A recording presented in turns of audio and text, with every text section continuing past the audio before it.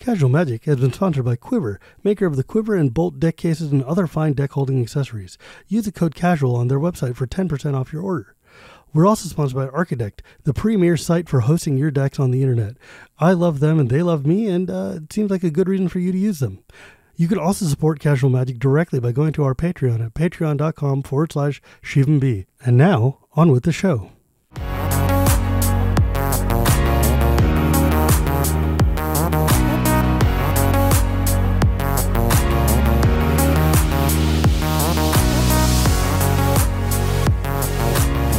Hello and welcome to Casual Magic, the show where we talk about the fun side of Magic the Gathering. My name is Shivam Bhatt, and Casual Magic is brought to you by Architect and Quiver and my patrons at patreon.com/ShivanB.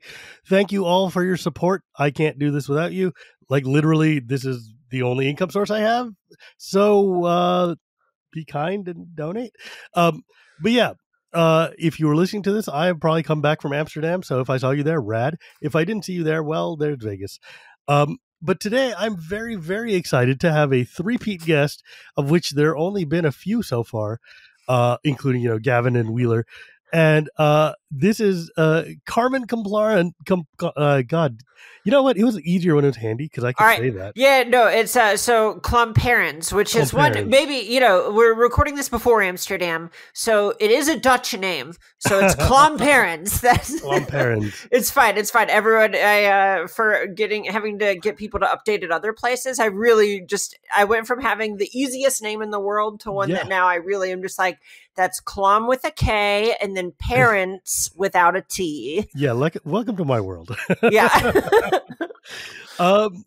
Emma, Carmen's God damn it. Holy crap. It's seriously fun. No. I always tell people, I don't even mind if people call. So I think it sounded like you were about to call me Emma. I really don't mind. Emma's a name I picked out. I was happy with it. It was fine enough, but it was one that I kind of picked to just, I was in a worse place and wasn't a name I really felt like was mine, and now I'm Carmen, and so that's fine. I like it a lot better. And weirdly, I had you on as Carmen before. I'm just sick, so that is my excuse for if I bobble anything or cough, folks. I have a cold. I apologize.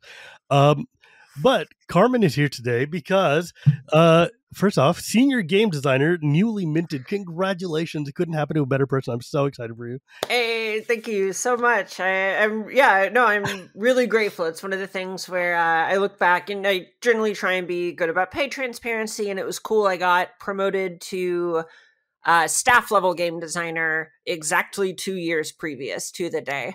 That is sick. So it was nice to be able to speed run that one a little bit between my work on MH3 and some other stuff that may or may not be coming out eventually. I mean, God knows there are always more Magic cards being made.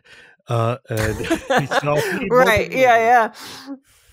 But I brought you on here today specifically because of Null Drifter. Because as far as I can tell, you were the one who gave Null Drifter its name. And I was like, if you were that intimate with MH3, you could probably talk about the rest of the set too. So here you are. Welcome. Thank you so much for joining me. Yeah, totally. I cared a lot about working on the Modern Horizons sets in general, right? One of the first things I asked my manager, Dan, when I first got hired was, can I work on MH2? Did MH1 already exist at that point? MH1 already existed. That was my first paper Pro Tour, actually, was Pro Tour Hogak. And oh, God, the summer of the GAC was a wild one. Yeah, it really was. And so I really liked it. I thought Modern Horizons was cool. I thought it was like Time Spiral done right. Where I thought Time Spiral was cool, but it was a little too inside baseball. Time Spiral was like half really interesting designs and half unsets. And it was like the 8-0. It's just like, what? I get it, Mark. That's clever. Don't do this again. And I hold a lot of affection for that stuff. So I really wanted to be part. Maybe ramp your voice down a little bit. Okay. So because or just your game. This is smidgety bit. All right, I'm trying now. Yeah, sorry. I didn't realize we were going to get excited and then it's going to be awesome. No, yeah. No, that's fine. I love it. So I really wanted to be part of MH2, and it had already sailed. Or that ship had already sailed. That got worked on in 2020. I got hired in 21. And so when the very initial seeding for MH3 started to happen, I kind of weaseled my way into some of the early meetings, just being like, oh, I think I'll just be a fly on the wall for the most part, but then was able to riff on some ideas that had them just like, all right, Hey she guys, gets it. I see you got an extra seat here. Yeah. I'm just here. Don't worry about me. Yeah. So there were a lot of, I'd pitched at one point, like, what if the set was like a what if set where it's like, what if Imrical had won? Oh, geez. And it's like stuff like that, just things that didn't end up coming to fruition, but we kind of riffed in that space, right? Sure. Like Null Drifter is a good example of that, of like, great, what if Imrical won on Innistrad and win other places? Almost like we saw with the Phyrexian invasion. That's a horrifying thought.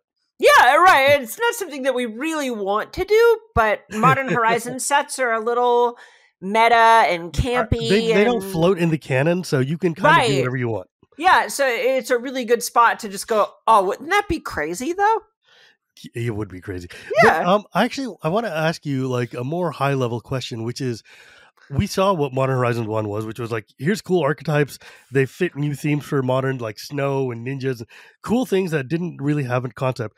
Modern Horizons 2 was it felt a lot more like broader, applicable to Commander and to Vintage and other sets, and then like the Elementals and things like that. What do you think like the top line for Modern Horizons 3 was? So this was something that actually was pretty cool, where internally Majors had Michael Majors, the game design lead on the set.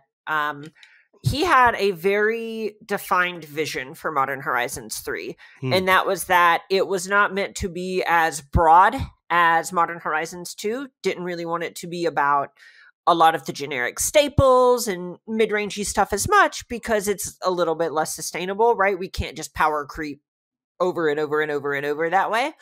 But if we're directional with things, then we get a little bit more space to just make cards cool in their own ways, rather than just saying everyone should play Solitude or whatever, or Ragavan is the strongest red 1-drop, which is a fine approach. And something's going to be the strongest, right? That's always going to be true. It's just how they're the strongest. I remember I had Forsyth on this show to talk about Modern Horizons 1 when it came out.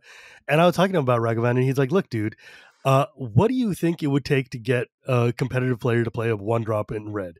And I was like, fair. Yeah, right. A lot of times it does just take some raw generic rate, but also one of the cool things is whenever we are more directional and have a clearer vision for the ways that cards are going to be strong, we can push the bounds a little bit more and actually prop up archetypes rather than making it about cards.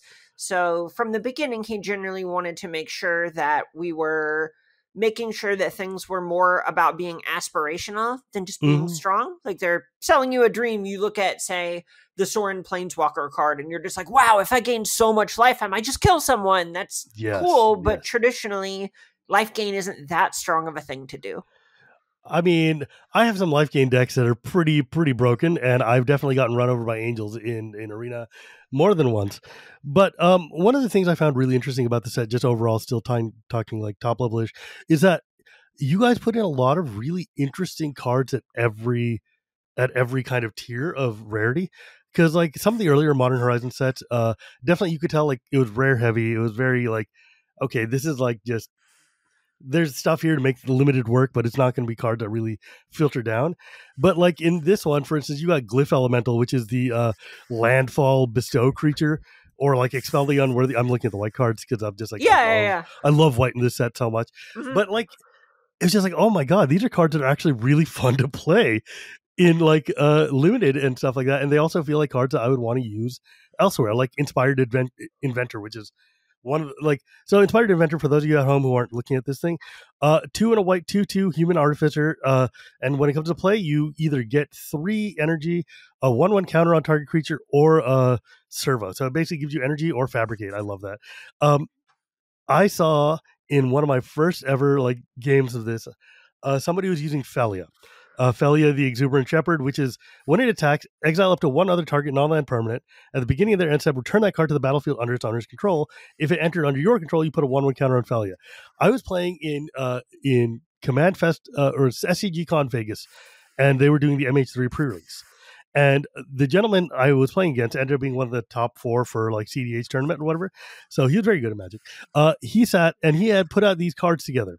And I was just like, I looked briefly at it and I'm like, oh, I am in trouble. This is bad. Because like Velia attacks, and if I don't have any blockers, he bounces the Inspired Inventor, gets like a counter or like a servo or energy or whatever. If I do have blockers, he bounces my blocker with Velia and slams me for 1 billion with this stupid dog. And I was like, that is almost a constructed tier limited deck. That is so cool. So I think a lot of the way that ended up coming to be is just because there's these sort of 3 color almost pillars of the limited format, right? Which narrowed the range. Okay, that makes me feel better that it is a 3 color format. You guys intended that. Not always, but it kind of leans you that direction. A little bit. No, but I mean, you can. It depends. How do you count colorless as a color? So that's a philosophical. It's like blue, green, colorless Eldrazi. Is that I guess that in practice is a 3-color deck. Well, you can also blue, green, red Eldrazi. That's true, but you probably need colorless in there. Which then is that a 4-color deck? I try not to think about that. I'm like, what? The fetch lands here help me get 3 colors, so I use a lot of them. Yeah, sure. But a lot of my point is that we centered different archetypes in 3 colors, either a wedge or a shard or something like that, with a couple of outliers like affinity in black-red and the sort of draw cards matter archetype in blue-black. But because each of those pillars occupied so much real estate within the set, that meant that it was easier to find, say, commons and uncommons that could hook into rares and make it feel like you were really building a deck instead of just a collection of cards that happen to be flying creatures and removal or something like that. Right. And I think that's actually really important because the fact that it is so, especially since this set's on Arena, which is the first Horizon set to be there, it is like the earlier Horizon sets, it felt like, okay, look, you're honestly never going to play this limited more than one time. So fine, just buy the packs, play the cards. But this one with Arena, I've been like jamming games left and right because thank God they price it in a normal pricing. Mm-hmm. So that means that this set playing like a good cohesive set is actually important, right? Like it actually feels like it matters. And that means like, I think one of my favorite things about this set is the reprints that you guys chose are not just cool cards that I want to get again, but actually feel like they do something very important. Like Nadier's Nightblade is one of my all-time favorite cards, and it's just like insane in this format. It is so good. Yeah. Yeah.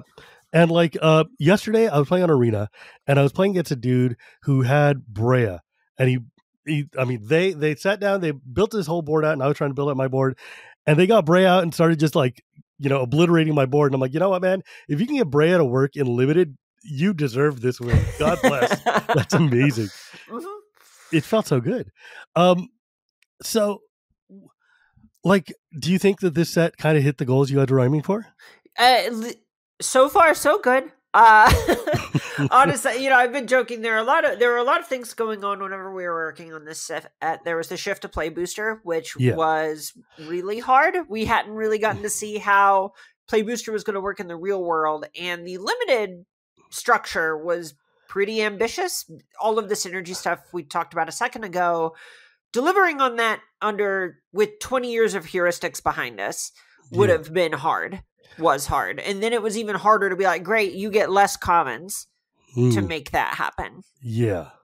That's complicated. But so far, so far so good. Some stuff could have gone better. I think like Writhing Chrysalis is too strong, but I think most of the decks would have been fine and uncommon. Why is it a common? That's a rhetorical question, not a question that you can answer. Sometimes cards are just going to come out being too strong. And, it happens. There's what the hell was that stupid angel that draws you a card from New Capenna? Yeah. Some cards are just a little too strong. Sometimes, I mean, look, you can't get them all. Sometimes we end up with Chrysalis Sound. But I think though overall the set has been really fun to play, and I'm just greatly enjoying it. I'm looking forward to actually getting some paper copies to actually put into real decks. What the hell was I going to ask you? There was. Oh yeah, like the play boosters. Play boosters is tricky because you introduce it with OTJ, which was maybe not the product I would have introduced play boosters with. MKM. Huh? Murders at Karlov Manor was MKM? the Was first it play MKM? booster set. Yeah, Okay. that was the first play booster set, and Ravnica Remastered, led by somebody very smart and beautiful, was the last traditional draft booster set. I'm still bummed that my beloved Simic Sky Swallower did not make the cut. Yeah, there was only room for one Simic rare, and I understand. It was the hellscape of not like, I think if people opened it in a pack, they would probably have not been the most stoked, but it's way too strong for uncommon. Yeah. And you know what? I understand. I'm just saying, like, Mahamudi Jin is Simic Sky Swallower, two of my favorite cards of all time. They're way too good for uncommon, way too weak for rare. I'm just old. I think if I could do it again, I probably would have just said to hell with it and made it an uncommon. Because I do think it is a really cool card. It's so cool. Yeah. It's so cool. I mean, look, you guys put Decree of Justice at uncommon. You could put Simic Sky Swallower. Okay, but this set's much stronger than Ravnica Remastered. Fair. Okay, and also I want to just call out my literal favorite card in the whole set, the card I've just enjoyed the absolute most thus far in like the 2 weeks it's been out and whatever, is this stupid Guide of Souls. Holy crap. That's my card! Well, it's not my card. The team made that card. 1-drop rare human cleric for 1/2. When another creature enters the battlefield under your control, you gain a life and an energy. When you attack, you may pay 3. If you do, put 2 1/1 counters and a flying counter on it, and it becomes an angel in addition to other types. Oh my god, I love this card so goddamn much.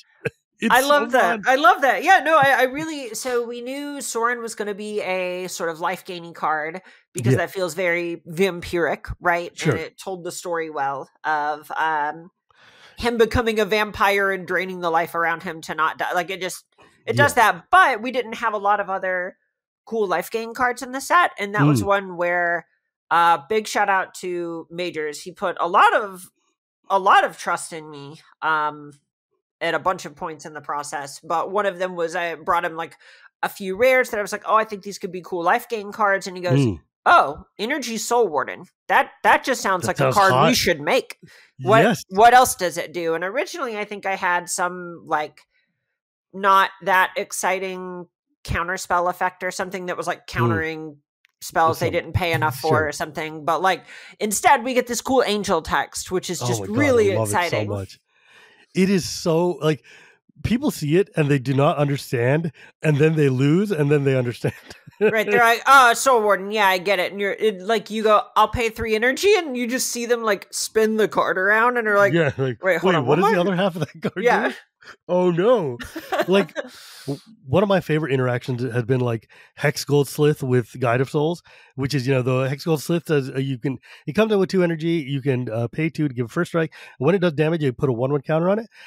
And when it gets flying and starts just wanging in there, this thing gets real big in a hurry. Oh, yeah. It's so good. I was so happy we could get Slith in the set, too. I think that card and the Black Slith, the black one is so good. I don't think I designed either card, but I pitched both of them being Slith because I was on the set team for All Will Be One and was bummed we didn't get a Phyrexian Slith. And so this time I was just like, great, I'm going to try and make one of these a Slith, and if either of them get through, I'll be happy. And then both of them did, which is even better in my book.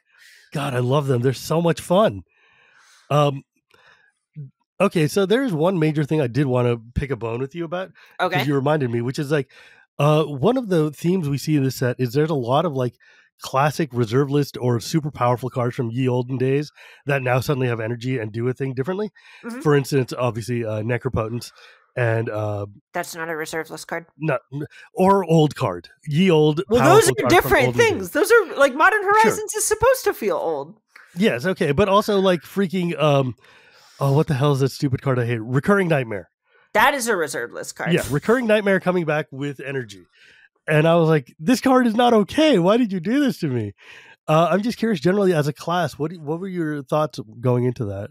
So a lot of it was basically, a lot of the sort of mission statement of Modern Horizons sets is we really want things to feel familiar to people, right? There's some amount of nostalgia in there. In a lot of ways, it kind of, the cute, pithy thing I'll say is that Modern Horizon sets are by Magic players for Magic players. And energy is a little alien in a Mm. lot of ways, right? It can be really off-putting to some players. I think that standard format was really divisive as well. So finding ways to come up with energy designs that we can just say, no, look, it's like this other card that's pretty cool, does a good job of sort of getting someone's foot in the door. And then also it gives us a way where we're not trying to break the reserve list or anything like that. But we don't think that recurring nightmare is a card shape that should just be completely yeeted into the sun, or gilded drake or whatever. We should still be able to make some cards that are kind of like those ones. Yeah, I mean, that's fair. I find that a lot of like casual players in commander spaces don't really understand just how broken these cards can be. And you end up, because like I get a lot of people like, oh man, you should let me play with recurring nightmare again. I'm like, that is a terrible idea. Like, I encourage you to try it and play it with your friends and let me know what you think. And I've had people come back to me and go like, yeah, so that was a really bad experience. I'm like, I told you it would be, man, because that card is broken. Well, I mean, the other side of it is I think players, so this is my own philosophy and not Wizards of the Coast. I think we should be able to make any card. It is a matter of it needs to be the correct rate. I totally believe Chthonian Nightmare is too strong. I totally believe Recurring Nightmare is too strong. But there are players who like doing that a lot. And so we need to be able to make cards for those players that do things that they like. And the last time we did this was 28 years ago or something like that. So like I don't know, man. I think we should be able to make one of these once every 28 years. I will say the Volatile Stormdrake, which is the new Gilded Drake, I am much more okay with because of the energy requirement of that is pretty fierce, and it's very good. It's like that's a card that I know that CDH players love, Gilded Drake, and giving new players a chance to use it without having to spend $1 billion on buying a reserve list copy, I think that's fine. Like, that's totally cool, and I'm okay with that. Like, I love the new Birthing Pod and the new Wheel of Fortune, but man, Chthonian Nightmare just gives me nightmares. Yeah, I think that's a perfectly reasonable take.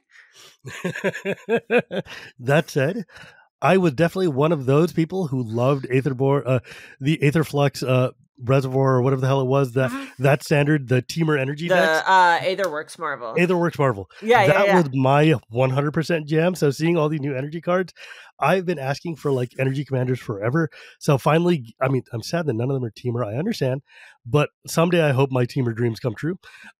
But getting energy in like enough quantity to be cool, and these energy cards rule. Like, Aether Revolt is one of my favorite card designs in a very long time. This is an enchantment that's 2 red, and it's got Revolt on it, which of course it does. It's Aether Revolt. As long as a permanent you control left the battlefield this turn, if a source you control would deal non-combat damage to an opponent or player, it does that much +2. And when you get 1 or more energy, it deals that much damage to any target. And there are so many ways to just get a ton of energy and just start like nugging people, and it's so much fun. Oh my god, we played a lot with that card internally. I like how it came out power level wise. If there's any gripe I have with it, I hate that the text box is Revolt and then Aether. Yes, I agree. I wish it was the energy effect and then the Revolt effect. It makes sense, and I get like you're going to mess some people up if they go, great, I get energy, I'll 1 you. Oh, wait, I've revolted. I mean, I'll 3 you. Sorry about that. Like that's not the most fun. So I get why it is, but I wish it was Aether than Revolt. Yeah, I'm with you, but also at the same time, this card design's so cool. Yeah, and honestly, any Kaladesh throwback is going to make me happy, so I'm here for it. We're getting so far out in the weeds for me to critique. Oh, I wish the abilities were in the other order. Right? Like, come on, who cares? Hey, dude, you gave me a new Worm Coil engine. How can I complain? I love that card. I'm so happy. So good. Worm Coil Larva is so good. Yeah, we messed with the numbers on that one a lot, and it was hard for me to get people to go, oh no, we can do 2-1 and 1-2. It'll be fine. People will know the 1 power one is the Death Touch one because it makes sense. And then it's played out fine, which makes me really, really happy. Yeah, I mean, I'm a little sad that the mana cost is so high because, obviously the Worm Coil engine is a 6 mana that gives you 2 3/3s. Worm Coil Lava is 5 mana and 2 of them are black. That's a little rough. But also, Wormcoil Engine is not an okay card. So right, exactly. It's just like, well, we can't put Wormcoil Engine at uncommon. And originally the card was a 4-mana 2/2 that made 2 1/1s, and that was too strong. Yeah. Especially when it's mostly going to be a limited card. We just have to be like, well, what's more important, the rate or the reference? And the reference won out for us. Speaking of references, White of the Reliquary. Yes. White of the Reliquary. What the hell, man? That was, okay, the last comment on that is literally, so someone made the change and put it in the file to, I think, add vigilance or something like that. And they made it a zombie. And I said, a zombie knight with a question mark, and then White of the Reliquary, perhaps, and then a question mark. And then the next comment is someone just saying done. Oh, and then, God. You know, it ended up being an homage to the Michael Comarch Knight of the Reliquary piece. One of the greatest cards of all time, one of my beloved pet cards. What did you do to my beautiful girl? You know, et cetera, et cetera. God, I love this card, though, man. Green, black, 2/2, Zombie Knight, Vigilance, and it gets +1/+1 for each creature in your graveyard. Tap and sack another creature. Search your library for a land and put it into the battlefield to shuffle. This card is like every black-green engine's dream. It is so good. I think it's my pick for most fun card in the set. And I still hate it. We wasted so much time on it. Oh. Yeah. We just really spent so much time being like, all right, so I built a new, I think it was a Lurgoyf for a lot of development. But eventually we identified we wanted to play it with Gravecrawler. Not to spoiler too hard, but that meant it needed to be a zombie. And so at that point, we decided to go on riffing on Knight of the Reliquary instead. I mean, it's so good. Like, I hate it, and at the same time, it's so good. It's so perfect.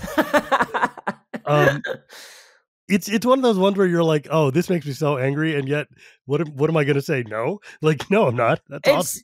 Any card where it's like when you lose to it and high five your opponent, it's just like, you're just like, yeah, this card rules. Let's go. Also, the new medallions, putting the medallions in the set, it turns out they've actually been very useful in limited play, but also the art is so good. On the full art medallions, it is insane. The Jet medallion is an all-timer with the eye. It's so sick. It's so sick. And also, they were much needed cards, and I'm really happy to see them in a Booster Pack set. Okay, so tell me about your pet cards here. What do we got? Like, what does this set say to you? Like, now you're looking at it as it's come out. Like, how proud are you of this thing? Oh, God. I realize that's the softest of softballs, but I'm like, I need a starter. No, it's fine. No, I mean, it's like, I don't know if I could talk about the pride I feel about the set and my work on it in a public space without it starting to enter into bad taste territory. There are just so many cards that I was really happy playing with internally. A lot of the like blood, sweat, and tears stuff just like rings super true, where I was somehow involved in the development of this set for over a year. That's wild. And just really. So did you work on the play design, the set design and play design? So I was part of the group of contractors that came in to balance the cards for Modern Constructed. So that was myself, Mason Clark, Brian Braunduin, and Brad Nelson. And then also Dan Musser and Michael Majors. So it was 3 contractors, 3 WotC staffers. That was a 5-week sprint with another week of sort of email chains and file studying and stuff before they made it to Wizards. That was just 6 of the weeks that went into what took 2-3 years or something to make. Like, can you talk about that a little bit? Like, what is that process like? So because it is such a short amount of time, it was very structured in a lot of ways. And in a good number of ways, it was kind of what everyone envisions the job at Wizards is like, but isn't.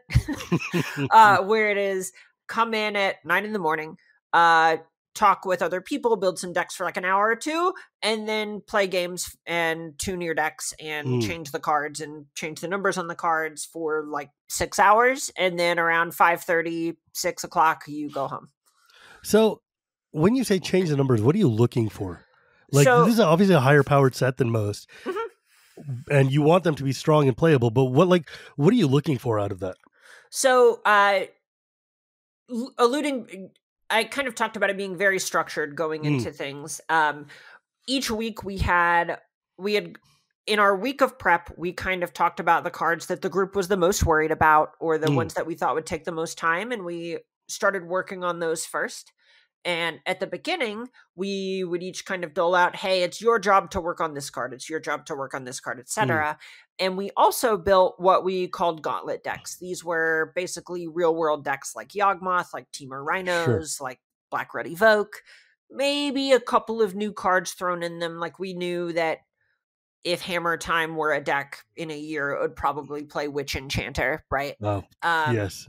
Or Witch Enchanter? Disenchanter. Hey! Talking about things we're proud of. That is easily my favorite card I've ever made. I laugh every time. That's the whole thing. It's just, this is a whole side tangent, but I basically cashed in all the capital I built up working on this set to just be like, okay, creative.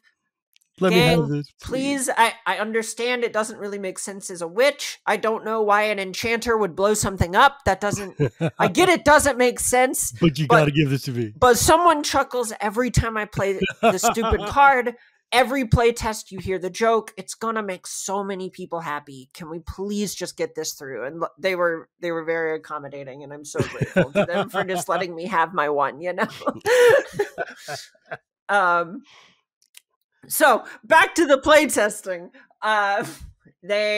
We tested the cards, and we have an idea of what modern power level is by playing new brews against existing modern decks. And for the most part, we don't go in with the goal of let's blow up modern or anything like that. Like some cards might come in too strong or too weak or what have you.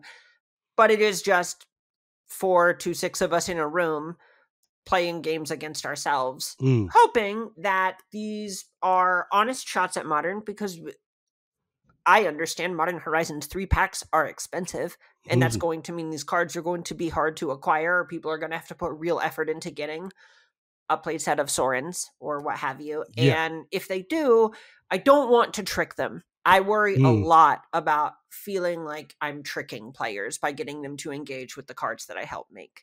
I want them to feel good about the fact that they have chosen to not only play Magic over doing whatever else they could do. There are all kinds of great games out there. I want them to feel good about engaging with new Magic content too, because I know so many people, especially in Horizon spaces, nostalgia is kind of king. So why would they play with Null Drifter when they already have Mole Drifters, right? So a lot of it is also buffing cards and making sure, hey, does Sorin need to be a 2/2, a 1/3, a 1/4? How do we make sure that it is strong enough and plays well? And a lot of times it does just come down to, for something as static as modern, or we kind of know what the strong cards are in modern, so we balance against what we believe the environment is going to look like, and then try and work backwards from there. And that's quite an all-star of like modern players there. So like obviously you have a good understanding of the format, which helps a lot. And since we've been talking about Sorin quite a bit, I'm just going to read them out to the people. Sorin's a 1 and a black mythic, human noble, 1/4, with lifelink and extort, which, God, I love those two powers together. And then at the beginning of your post-combat phase, if you gain 3 or more life, you exile them and flip them over. Also, Sorin is the most surly-looking kid in that picture. God, I hate the he's so moody. He's so just like, I hate this, Dad. I hate you, and I want to go home. And then the other side, he's a Planeswalker, Ravenous Neonate, and he's got Extort, +2 create a food, -1 deals damage equal to the number of life you gain this turn, and -6 gain control of target creature, which turns into a vampire with lifelink.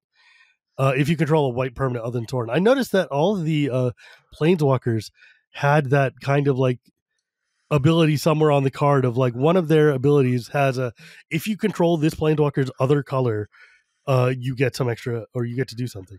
And that was just sort of a nod to us wanting people to actually build decks with these cards and them not always be just generic cards. I know some of them, like Tamio, for example, is one that just says, hey, draw cards and you'll probably get good stuff out of it, right? Yeah. Everyone likes drawing cards, not the deepest deck building component, except her minus ability on the back tells you to put green instants and sorceries in your deck, which is kind of weird. Sorin, for example, is like, hey, you could just play a bunch of black cards in your deck, and Soren's probably going to be fine. But you do get a little bit of extra payment if you build this sort of deck. I'm curious because like it feels like this must have gone through a lot of passes because +2 creative food is not the sexiest power in the world. But it does work with the -1. It definitely does. You get to build a lightning helix as a planeswalker ability every other turn, which we thought was similar enough to the core set Soren, whose name is escaping me. The Vampire Matters one that sees play in Pioneer. God, that card is so good. Yeah, Imperious Bloodlord. But, that one stacks vampires to Lightning Helix, so this one having a slower build-up to maybe Lightning Helix or do something bigger felt true to the character. Sure. There was a question I had because I saw this card when I opened my sealed pool. Grist Voracious Larva, which is a 1 legendary insect for 1 green, rather, for 1/2. And it's got Death Touch. And whenever a Grist or another creature enters the battlefield from your control, if it enters from the graveyard or you cast it from the graveyard, you can pay green to flip her over, rather. There are like 0 to 1, somewhere like very small amount of cards that let you do that from this set. Is it like what's going on with this card? So this one is less pointed at limited. Basically, limited is where that's going to come up the most. And for something like this, we are frequently going to be optimizing the, say, high profile mythic rares for constructed. And with these planeswalkers in particular, we got to be a bit more niche with their abilities because Modern has such a deep card pool that we know that Prized Amalgam is a card that people are able to reliably trigger, which has a similar trigger condition to Grist here. Yeah. She's one where I think a lot of the design I spent a lot of time on personally, where I have played a lot of those graveyard decks, and Grist is a weird planeswalker, and I am pretty good at the mind melty kinds of magic. And we were talking about Pro Tour Hogak was my first Pro Tour.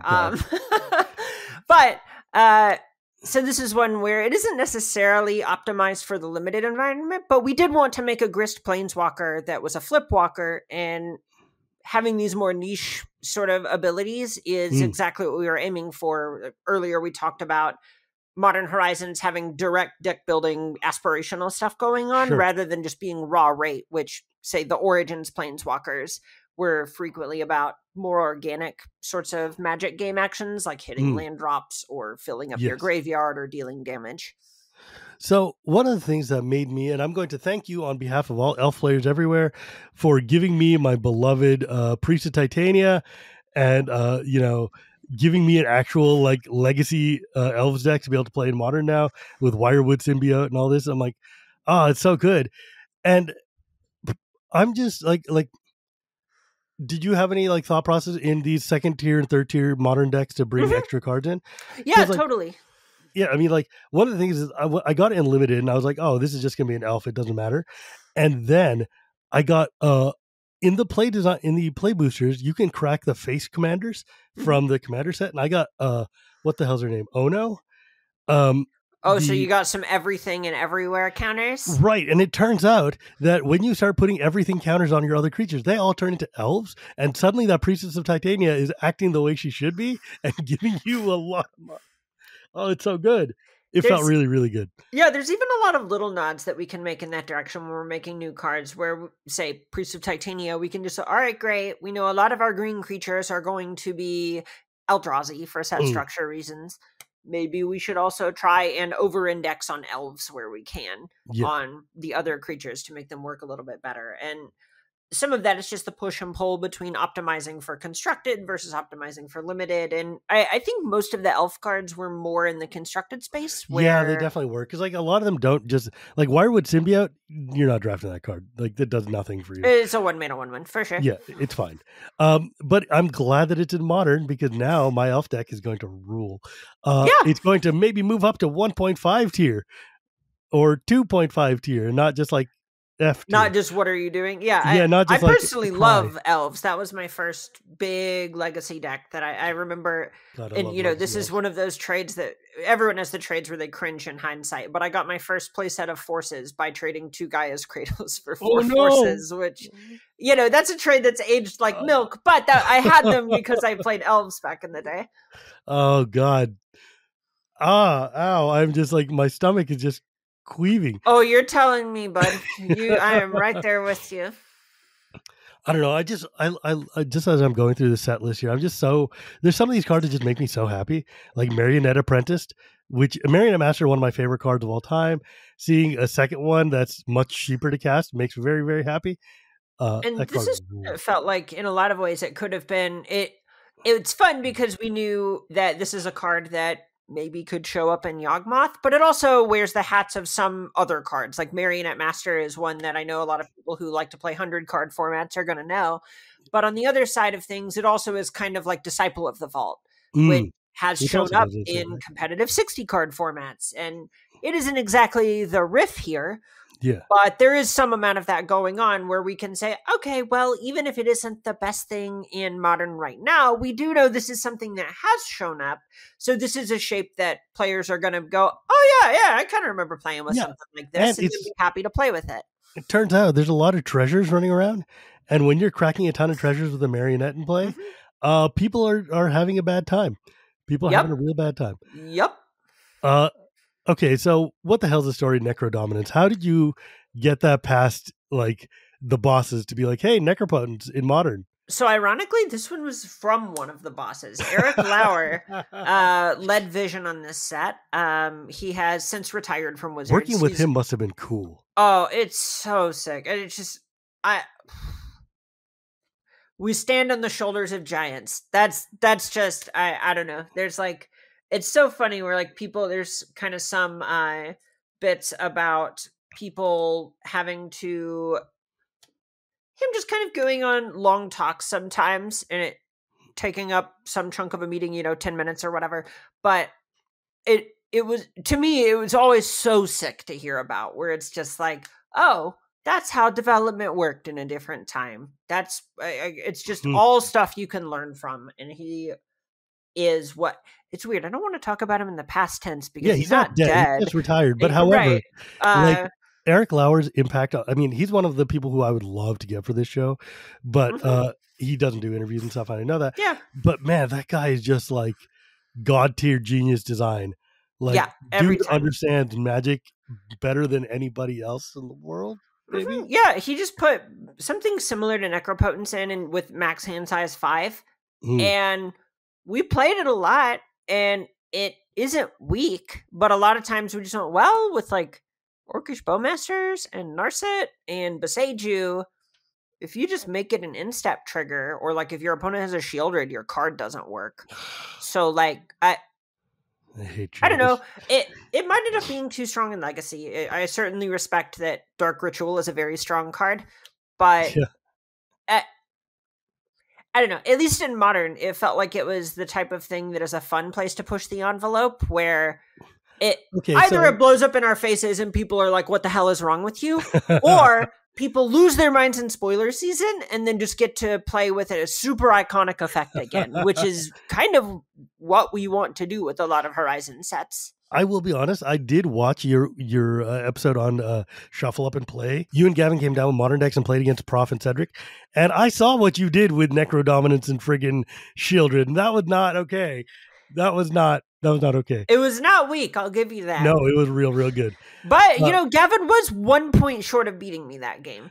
Yes. He was one mana short of beating me that game. It ended up taking a couple extra turns, but it came down to like a top deck.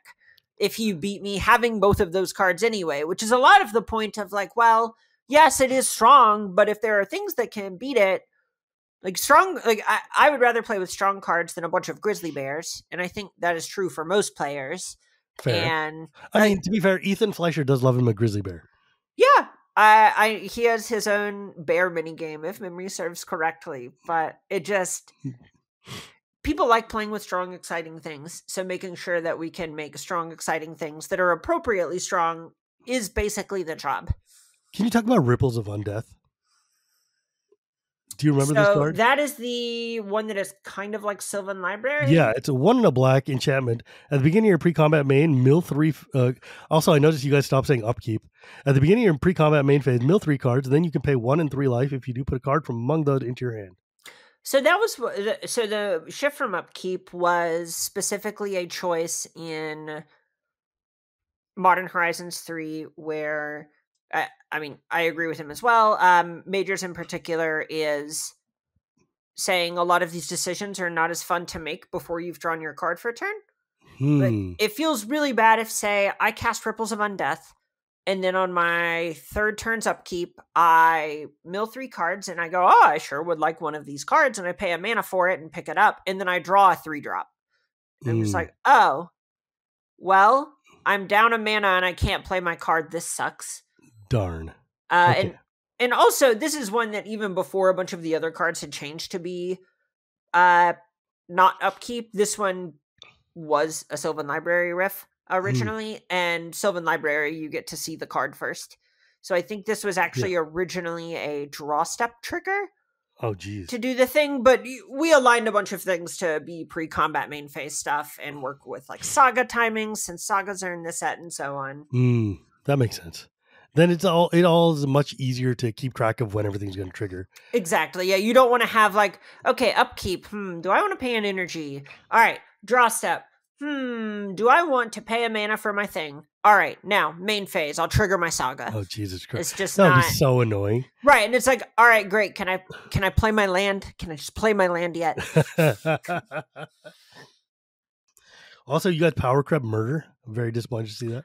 Well, if it helps, we've done that a lot. You know, Hero's Downfall is stronger than Murder too. I do love me a Hero's Downfall. Not gonna lie. What do you want to talk about? Because God. I could talk about like every damn card in this set because they're so cool. Bro, just you can softball as many cards as you want. I love the Power Creep Murder you were talking about. What is it called now? Breathe Your Last? Breathe Your Last. Okay, so Breathe Your Last originally was, so Ethan Fleischer, what if our murder in the set, you gain 3 life when it hits a colorless creature, and we call it D-Void. And it was not the right effect, because normally you don't really need to get much more if murder kills like a 10 mana creature, like you got your value, and you need more help against like cheap multicolored creatures, which is why it is the way it is. But it did survive for so long because D-Void is just such a funny card name for something that hates on Eldrazi. Oh my God. That's so annoying. But anyway, all of that to say, we can talk about whatever cards you want. I probably have a story for all of them. Skoa Ember Mage, the 4 red 4/4 legendary goblin at common, who is the first legendary that's not a homeland legendary at common. When Skoa enters the battlefield, it does 4 damage to any target, and it's got Grandeur. Discard another card named Skoa, sack 2 mountains, it does 4 damage to any target. I want you to know, I have lived this dream with 3 Skoas in my deck and just completely killed someone, and they were just like, what the hell? How did you do that? And I'm like, yeah. That's so I mean, so this is one where it was Mages and I worked on this set for a really long time together and spent hours in meetings where it's basically us just on laptops, just like, I guess it could do this. And this is one where, so Majors really likes the Grandeur ability and things like it. It helps you put more legends in your deck. It helps offset one of the downsides of drawing multiple legends, which is a pretty big feel bad in our game, right? It just ends up being difficult in practice because our game doesn't have super efficient card selection most of the time, so it doesn't come up that much.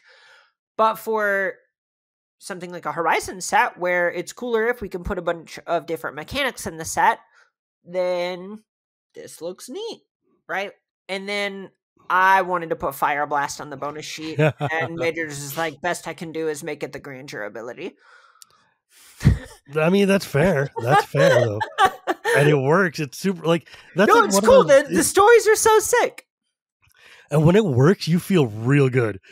It's cool. Right. It's the kind of spot where, like, if your opponent can't even be mad if you do it. It's just because they're like, what the hell, man? You had to dedicate multiple picks to this and get lucky to have them in your hand. I'm like, yes, but I did it, and now we can call it good. Yeah, exactly. It's like, okay, well, they put a bunch of like 6 mana 4/4s in their deck. Like, they earned this. They wanted it more than you. Yeah, like, I really like the 3 color cards that were in this set. Like, I love Necrobloom.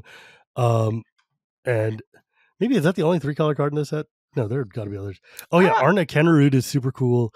I thought they were really fun, interesting card designs.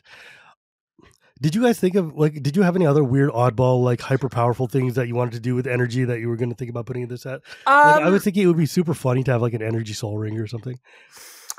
so there were a few different things that we thought about doing with energy. We didn't want to go too hard on it because it is fairly contentious, right? One of the Yeah, things that we got internally a lot with playtesting was sometimes we do internal polling yeah. on our cards to make sure that they're cool and we're not just to be a little crass, our head isn't getting too far up on our own ass on the set Hmm. team, right? Where we're just like, Yeah. this is so cool because of X, Y, and Z, and then everyone hates it. We maybe should check our biases, right? One of the things that would come up pretty frequently is a percentage of people would just be like, I don't know, I hate energy. And What? it's like, Boo. well, uh, the set's gonna have energy, so we can't Deal with delete it. it. But and we did want to try it. We think it's fun. I know there are a lot of people in your camp that are just like, energy's sweet. Come on, like alt resource engines are a Yeah. fun thing in Magic. So it did make it harder for us to bet really big on energy. I think we have like Hmm. more than 5, less than 10 rares that involve energy, and even that we were a little worried that there's a world where people just go, energy Gilded Drake, this sucks. I just want to play Gilded Drake. This is worse than Gilded Drake. And Good. you and I know, well, there are ways it's not. You can just cast the current one as a 3/2 Yeah. if on an empty board. So anyway, so much of our job is about trying to compensate for a little bit of everything because we're working in the dark a lot of the time. And so taking a shot at something like Energy Soul Ring or Energy Mana Crypt or whatever is pretty fraught whenever it might end up being the entire world is extremely upset that we put energy in the set, which Hmm. we can try and still take some shots at beloved card shapes, like the Guide of Souls is a card where like, yeah, people love Soul Warden. This will be fine. But you don't have to build a whole energy deck for it to work, Yeah. which is why a lot of the energy designs in this set kind of work on their own, but get supercharged in an energy deck because we didn't want people to feel like they had to play standard teamer energy to engage with the cards because we were kind of afraid that that would make people bounce off too much of the set. Mm. Also, I love all of the bestow creatures that were in there, especially Springheart and Antuco, the 1/1 that when a land enters the battlefield under your play, you pay 1 and a green, and if it's attached to a creature you control, you get to create a copy of that creature. I played against a dude who had Springheart and Antuco on one of their like 6/6 Eldrazi, and then cracked a fetch land. Played a fetch land and cracked it, and let me tell you, that game did not go well for me. Oh, you couldn't beat the first 6/6? What about the second one? Or the third one? Yeah. Well, yeah, that card's really cool. Megan Smith put a lot of work into that one. She was on the MH3 set team for a lot of the way, and also so she's on CPD, and at the time was also the green color counselor for the Color Pie. And a lot of the color counselors' jobs are finding new and fun space for the different colors to be able to operate in, or holding the lines and being like, hey, white isn't supposed to have, draw 5 cards or whatever, or blue isn't supposed to have Doomblade, things like that. So I think this card's just a triumph where it rules. Maybe it is too strong in some spots, or it can go infinite in some ways, but it's cool. It's really, really fun. It's a really, really cool card, and it's very exciting.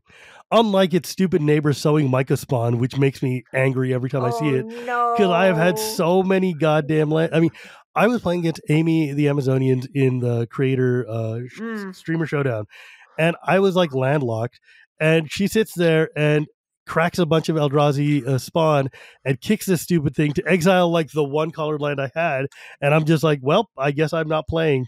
Me personally, I support women's rights and women's wrongs. So, ironically, I think we're both looking at Scryfall a little bit here for this, and sowing Myco Spawn, a couple of it from the Nantuko for me as well. It and Psychic Frog and Witch Enchanter are probably my big 3 beloved cards in the set. Where sowing Myco Spawn was originally called Sowing Reaper. and it was a riff on the card Jesus. Reap and Sow from Darksteel. And because it is a cast trigger, by virtue of being an Eldrazi instead of an Enters trigger, you don't run into a lot of the baggage that comes with like Deadeye Navigator or reanimating the card or Ephemerate or whatever. So it actually, you can just make this card and it is strong, but it's not. It's so mean. It's not borked, you know? No, it's not busted.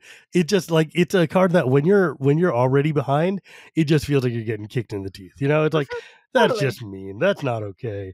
But I mean, I don't know. Just so many of these cards are so much fun to play. Like, it's so weird. I mean, I don't want to say it's weird to think about, but like, I'm not sure about the Energy Alarin, but I'm excited to give that a try. But like, I don't know. I'm really just enjoying the hell out of this set. I guess we should talk about Psychic Frog because I know that's one of your pet cards. Mm-hmm. Yeah. So this is one that the exact design is not mine. This one was a lot of the team just really putting the reps in. I think Majors had a pretty big influence on this one as well. But the concept of Psychic Frog as a Psychotog reference. So, you know, a blue-black card that is probably a 1/2 and probably involves discarding cards as an output and probably has exiling cards from your graveyard. Or output, input. That's the prompt. Figure the details out, and it'll probably be charming and fun. And it looks like it's really landed. I was worried it was a little bit, I'll say, the bad place of Time Spiral of like inside baseball, but I don't know. It really, so this card got previewed in Chicago, and people being happy about it was just the moment of, at least for me, where it's like, they love it. They really love it. Magic fans love this sort of thing. Psychic Frog is a blue-black 1/2 frog, and says when it deals combat damage to a player or planeswalker, draw a card, discard a card, put a 1/1 counter on it, exile 3 from your library, it gains flying till end of turn. Like the callbacks are right there. It's kind of nutters, but it's not. It doesn't feel busted. It feels like you could build around it and bust it, but it's also just a card that makes you smile. Yeah, I think it's really cute that the team got the the Saboteur trigger from Shadow Mage Infiltrator on there as well. That just like, to me, cranks the whole thing up to 11. Exactly. Since those are, I don't know. To me, it's stuff like this. Obviously, this is a little, the meme with like Obama giving self-medal. Yeah, this show's a little self-indulgent, and I just, to me, like, so much of the by Magic players for Magic players is just, to me, this is hopefully the stuff that communicates how genuine or authentic a lot of it is. Where like, we talked about it in the pre-show when we were saying hi or whatever, but like my desk right now is that I'm building a bunch of different Legacy decks to go to an MXP and play a bunch of side events this weekend because I love Legacy. And I love Legacy. I just want people to feel that these cards are made by people who do actually care a lot about the game and really want it to keep being fun. Yeah. I mean, I think we've kind of hit our hour here. That's probably a good place to kind of bring this to a close. Are there any other cards that you want to talk about?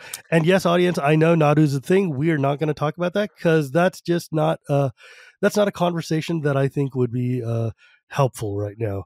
Or rather, Carmen's not the person who can answer those questions. So I'm going to let that one go. Coming up, I just feel like it's something where I just really need to see how the chips fall on that one. Yeah. Where like, obviously we put work into making it, but I think we just really need to see. I'm not on CPD, so I can't speak to how it plays in 100 card formats. And I think so much of it being too strong or the right power level is going to be proven out in the next couple of weeks. So it's just not, I just don't think this is the time. Honestly, I want to have that conversation with people who like, you don't feel I don't want you to be the scapegoat here. And that's like, it's not your fault. And I don't want to just, it's bad interviewing if I beat up on my guests. Yeah. I mean, I don't think it's anyone's fault, right? It's all a team. Like at the end of the day, I signed off on it too, but yeah, well, there's just a lot going on there. Not a lot of people remember Shuko until suddenly it was too good to pass up. Sure. However, though, Ocelot Pride rules. Yeah. That card makes me so happy. Pearlier Imperial Advisor. I'm going to need to find like room in 3 different decks for that stupid card. I'm so excited for it. I don't know. This set feels like White got really hooked up. Like, I'm really excited for all the white cards in this I hope set. so. I mean, I feel like most of them are sending you towards building a certain kind of deck, and a lot of them They're are decks tending me to that... building the most Shivam kind of decks you can build. Good. I They're love all that like- for you. Go build them. Yeah, I'm like, look, it's all modify and like auras and outlast, and it's stuff that I want to be doing, putting extra crap on the table.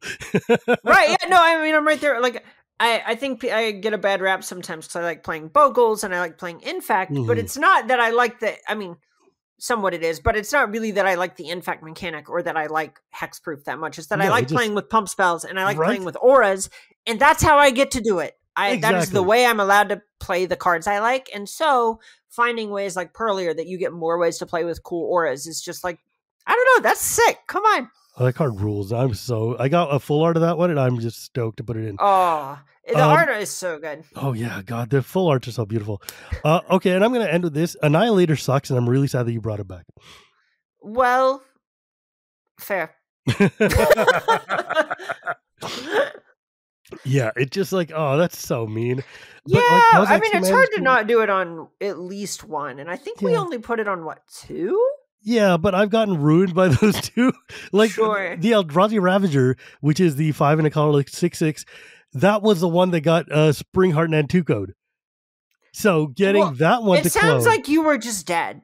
yeah, I was just. I mean, I was winning, and then I It's- suddenly was not. It sounds like it could have been on a Colossal Dreadmon. You would have had a hard time. I don't know if Annihilator was the issue here.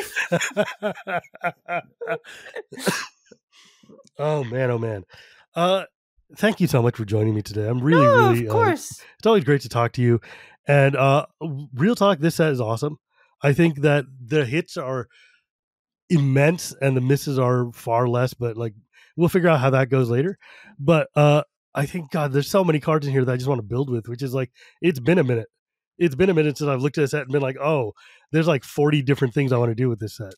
And I'm stoked. That's awesome. Yeah, no, we really just want people to be inspired to build new stuff with the set, right? We don't, I mean, there are some tools that are like, hey, slot Tomio or whatever into your Murktide deck, and that's probably going to be fun. But a lot of the cards are like, hey, look at this Ajani card. Figure out how to put Wild Nacatl and Cauldron Familiar in the same deck so you have enough cats. I don't know. Have fun. You figure it out. We think this card's sweet, and we hope you enjoy it too. Yeah, I'm really excited for the Honora Kenru, the Esper 2 and Esper 4/4, which is like whenever a modified creature you control attacks, double the number of each kind of counter on it. That is the sort of thing that just is like, oh, I need to figure out how to do this, and I want to make it stupid, and it's going to be awesome. Yep. Oh, man. But anyways, thank you so much for joining me today, and congrats again on being a senior designer.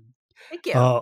I look forward to seeing what you do, and I hope we get a chance to talk again next time you put something else out. But if people want to find you, talk to you, and ask you questions about cards, where can they go? So the biggest place, at least on social media, to find me is on Twitter, X, whatever we're supposed to call Nobody it these calls days. it X. Listen, anyway, that's at EM_TEEGEE. It's so good. That's a handle is so good. I know that was maybe the worst part of going to Carmen from Emma was losing the pun, but I get to keep the handle, so it's fine.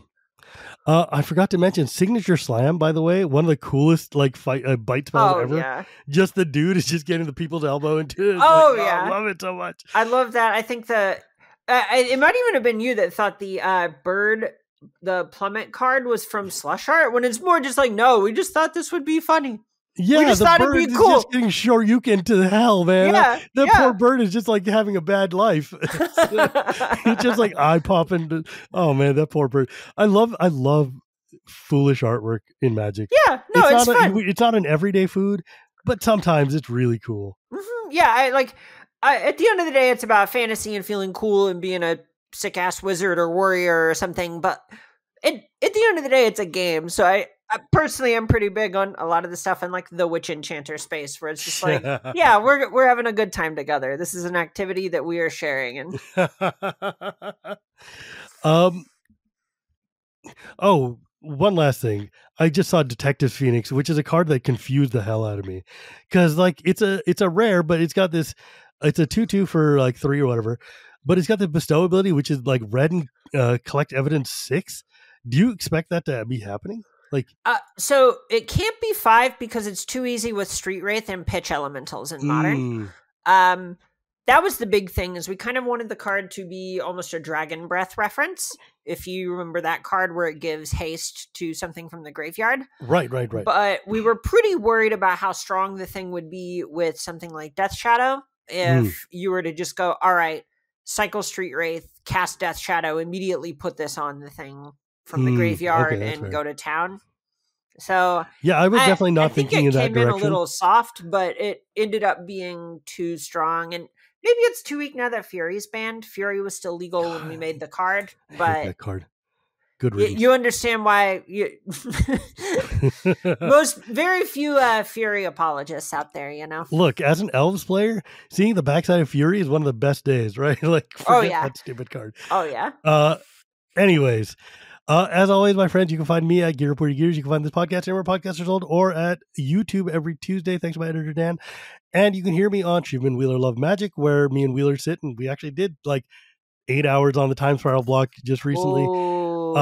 And we go through every single set in the history of Magic for hours because it's our special interest, and we like to talk about Magic cards. And you can also hear me on the Chronicles of Dragonlance, where me and my friend John sit and talk about Dragonlance novels for like hours on end. Turns out I have a whole podcast network. But remember, my friends, it's not Magic without the gathering, and we'll see you next time.